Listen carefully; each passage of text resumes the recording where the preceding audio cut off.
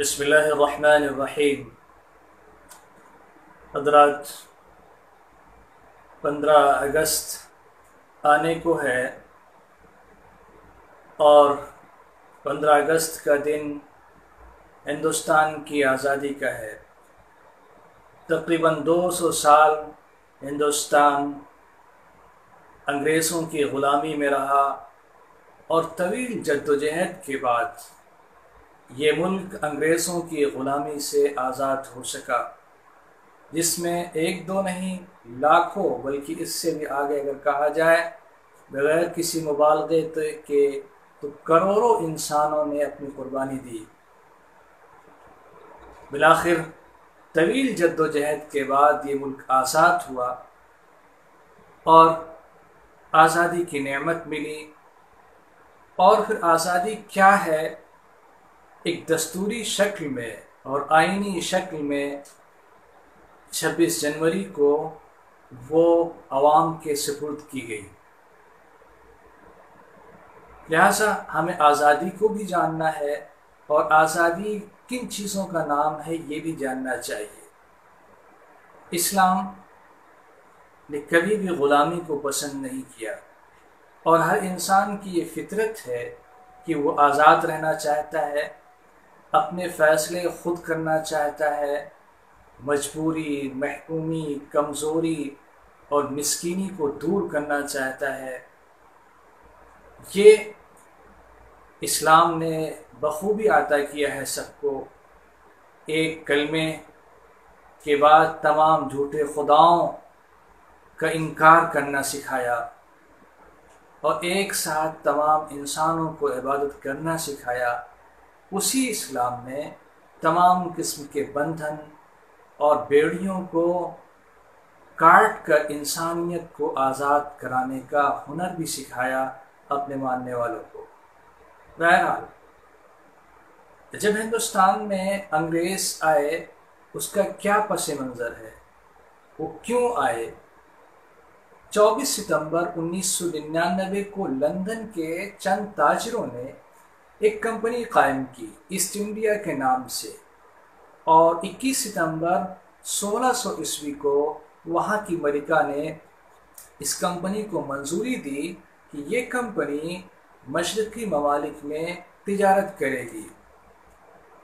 چنانچہ 1612 میں شہنشاہ جہانگیر کی اجازت سے سورت میں کاروبار شروع کیا اس کمپنی نے، اور 1616 میں مسوری پٹم میں ایک کارخانہ قائم کیا گیا اور 1640 میں ایک قلعہ بھی تعمیر کیا۔ 1668 تک کلکتہ، ممبئی، مدراس تینوں بندرگاہیں ایسٹ انڈیا کمپنی کے قبضے میں آ چکی تھیں۔ جہانگیر، شاہ جہاں اور اورنگزیب کے طویل عہد حکومت میں یہ کمپنی آگے بڑھتی رہی اور اپنی تجارت کو فروغ دیتی رہی۔ 1711 میں اورنگزیب عالمگیر کی وفات ہوئی۔ اس کے بعد مدراس، کلکتہ اور ممبئی میں اس کمپنی نے قلعے بھی تعمیر کر لیے اور ٹیکس وصول کرنا شروع کر دیا اور لوگوں کے مقدمات کا فیصلہ بھی کرنے لگی۔ 1757 میں سراج الدولہ کو لارڈ کلائیو کے مقابلے میں شکست ہوئی، جس کی وجہ سے بنگال کی حکومت انگریزوں کے قبضے میں آ گئی، اور وہی دن تھا جس دن یہ فیصلہ ہو گیا کہ ہندوستان غلام ہو چکا ہے، اب آزاد نہیں رہا۔ سراج الدولہ کی شکست کے بعد بنگال کا مال غنیمت برطانیہ آنا شروع ہوا اور اس کے بعد وہاں صنعتی انقلاب شروع ہوا، جس کے اثرات آج تک دنیا کے گوشے گوشے میں نمایاں طور پر دیکھے جاتے ہیں۔ جب ہندوستان کا خزانہ برطانیہ پہنچنے لگا تو ایجادات و اکتشافات کے تحریک میں ایک نئی روح پیدا ہو گئی، طرح طرح کی چیزیں ایجاد کی جانے لگیں۔ اس کے بعد 50 سال تک برطانیہ کا کوئی مد مقابل نہیں رہا، یعنی ہندوستان کی دولت سے برطانیہ کی ترقی شروع ہوئی۔ سر ولیم بیکن کے بقول پلاسی کی جنگ سے پہلے برطانیہ کا ستارہ عروج پر نہ تھا، بلکہ حقیقت ہے کہ بنگال کہ بے شمار دولت اور کرناٹک کے خزانوں کی بدولت صنعتی ترقی شروع ہوئی، کیونکہ سونے کی چڑیا ہاتھ لگ گئی تھی۔ 1785 تک ہندوستان کی صنعت دم توڑنے لگی اور انگلینڈ میں کارخانوں کی بنیاد شروع ہو گئی۔ یہ معلوم ہونا چاہیے کہ جس بنگال کو میں سراج الدولہ کی حکومت تھی وہ اتنا خوشحال تھا کہ اس کی مثال دی جاتی تھی کہ ہر شخص کا اپنا کھیت ہوتا تھا، اس کے گھر کے پاس تالاب ہوتا تھا، مچھلیاں پلی ہوئی ہوتی تھیں، اور وہاں کے بہترین کپڑے دوسرے ملکوں میں بھیجے جاتے تھے۔ لیکن جب انگریزوں نے قبضہ کیا وہاں پر تو انہوں نے چاول کی کاشت ممنوع قرار دے دی۔ پھر وہاں پر قحط پڑا، اور ایسا قحط ہے کہ جس قحط کی مثال دی جاتی ہے پوری دنیا میں، تقریباً 1 کروڑ انسان فوت ہو گئے۔ آج بھی آپ تاریخ کی کتابوں میں یا انٹرنیٹ پر تلاش کریں بنگال کے قحط کو تو وہ مناظر دیکھ کر آپ کی روح کانپ جائے گی۔ بہرحال اس کے بعد ٹیپو سلطان کا دور شروع ہوتا ہے۔ سراج الدولہ کے بعد ٹیپو سلطان ہی وہ شخص تھے، باپ بیٹے، جو انگریزوں کے سب سے زیادہ مخالف تھے۔ حیدر علی اور ٹیپو سلطان نے تقریباً 35 سال حکومت کی، لیکن 1 سال بھی سکون سے نہیں گزرا ان کا۔ ایک طرف کرناٹک، دوسری طرف حیدرآباد، تیسری طرف مرہٹے، اور چوتھی طرف انگریزوں نے ان کو گھیر رکھا تھا۔ ٹیپو سلطان نے جب دیکھا کہ انگریز ایک ایک صوبے کو اور ریاست پر قبضہ کرتے جا رہے ہیں، اگر کوئی منظم طاقت ان کے سامنے نہ آئی تو پورا ملک ان کے قبضے میں آ جائے گا۔ چنانچہ انگریزوں سے جنگ کا فیصلہ کیا اور تیاری شروع کی۔ اس مقصد کے لیے ہندوستان کے راجوں اور مہاراجوں اور نوابوں کو انگریزوں سے جنگ پر آمادہ کرنے کی کوشش کی۔ اس مقصد کے لیے ٹیپو سلطان نے ترکی کے سلطان سلیم عثمانی، دوسرے مسلمان بادشاہوں اور ہندوستان کے امراء سے خط و کتابت کی۔ پوری زندگی انگریزوں کے خلاف جدوجہد کی۔ قریب تھا کہ انگریزوں کے منصوبے پر پانی پھر جائے اور اس ملک سے بھاگنے پر مجبور ہو جائے، مگر انگریزوں نے جنوبی ہند کے امراء کو اپنے ساتھ ملا لیا۔ آخرکار 4 مئی 1799 کو ٹیپو سلطان نے جام شہادت نوش فرمایا اور انگریزوں کے رحم و کرم پر جینے کے بجائے موت کو ترجیح دی۔ اس کا مشہور قول ہے، گیدڑ کی 100 سالہ زندگی سے شیر کی 1 دن کی زندگی بہتر ہے۔ سلطان کی شہادت کے بعد انگریز جنرل ہارسن نے کہا تھا، آج سے ہندوستان ہمارا ہے۔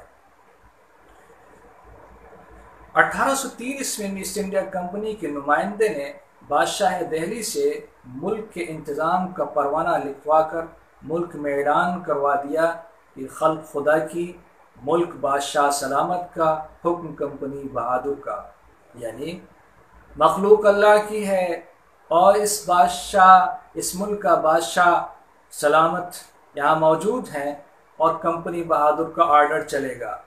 تو حضرت شاہ عبدالعزیز رحمۃ اللہ علیہ نے ہندوستان کے دارالحرب ہو جانے کا فتویٰ دیا، یعنی آزادی ختم ہو گئی، اب یہاں ان سے اسٹرگل کیا جائے گا اور جہاد کیا جائے گا، اور مسلمانوں کو ہندوستان کی آزادی کے لیے آمادہ کرنا ضروری سمجھا۔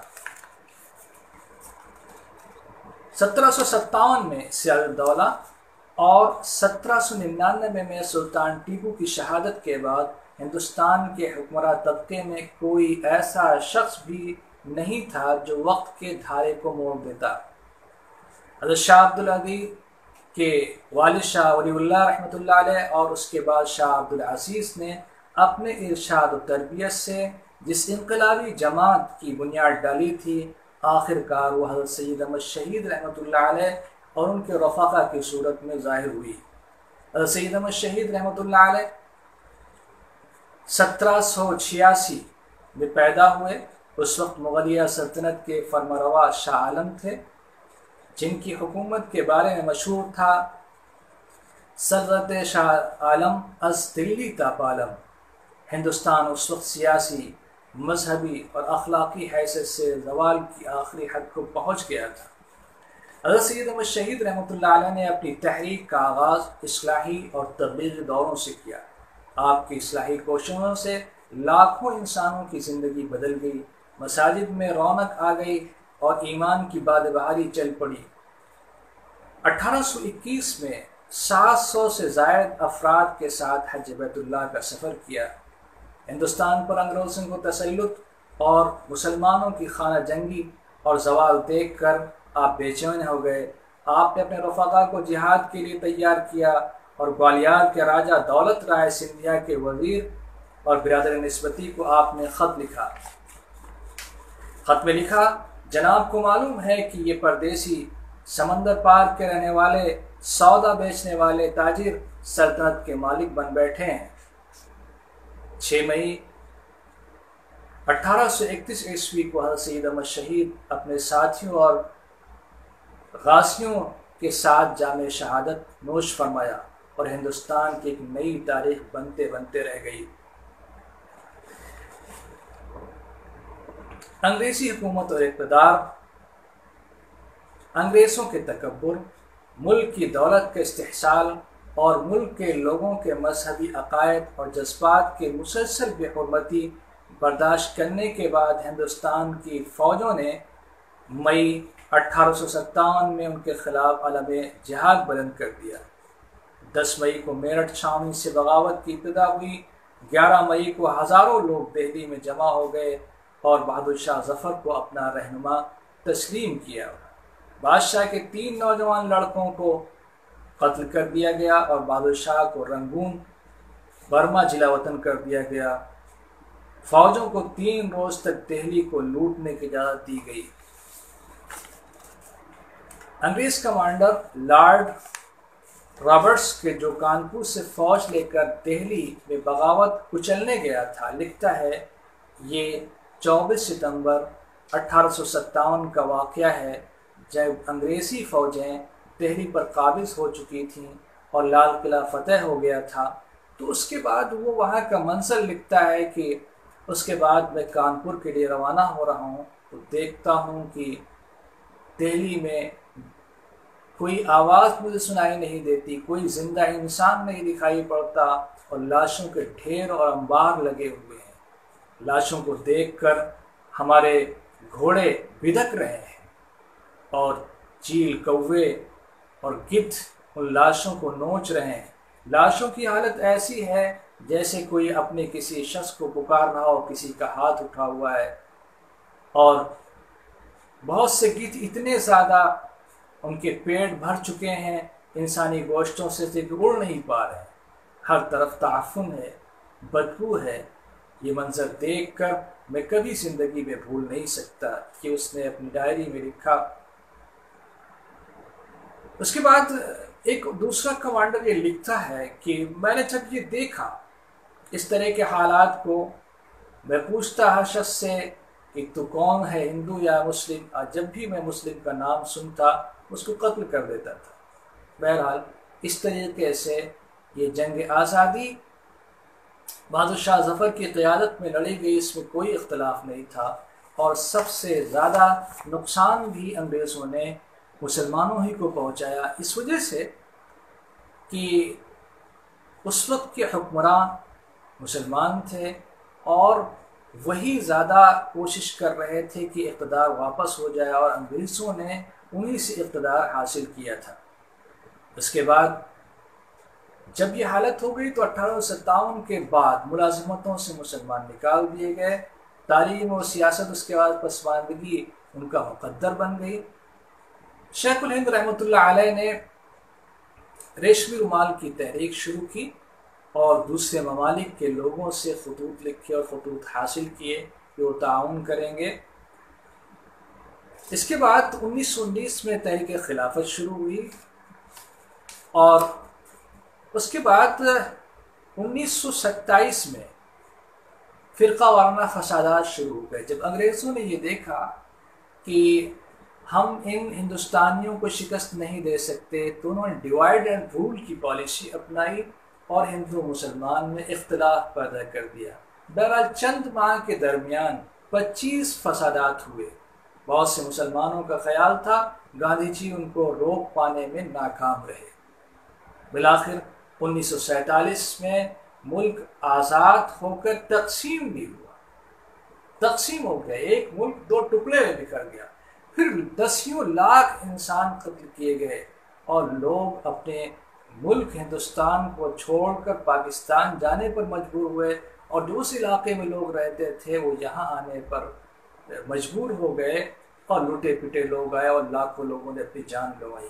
بہرحال جو آزادی ملی تھی وہ بھی 2 ٹکڑے ہو گئی، اور ہم ملک کی تقسیم نہیں روک سکے۔ ایسے حالات پیدا کر دیے گئے کہ ملک تقسیم ہوا۔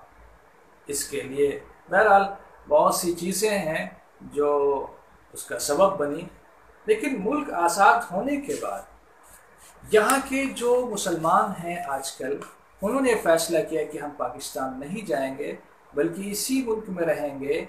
گاندھی کی قیادت میں، مولانا آزاد کی قیادت میں، جواہر لال نہرو کی قیادت میں، سردار ولبھ بھائی پٹیل کی قیادت میں ہم اس ملک میں رہیں گے، اور ہم یہیں رہیں گے اور یہیں جئیں گے اور یہیں مریں گے۔ یہ فیصلہ کیا، اور ہم نے جو آزادی حاصل کی ہے ہم اسے ٹکڑوں میں نہیں لینا چاہتے۔ بہرحال جو مسلمان یہاں رک گئے وہ یہیں کے شہری ہیں، اور پھر ان کو یہاں کی آئین کے شکل میں آزادی کا پروانہ دیا گیا کہ یہاں کے تمام شہری، تمام باشندے برابر ہیں، کسی کو کسی پر کوئی فوقیت نہیں ہوگی قانونی اعتبار سے۔ سارے لوگ اپنے مذہب پر عمل کرنے کے لیے آزاد ہیں، تمام انسانوں کو اپنی زبان بولنے کی آزادی ہے، تو یہاں کے تمام انسانوں کو اپنے مذہبی ادارے قائم کرنے کی اجازت ہے، تمام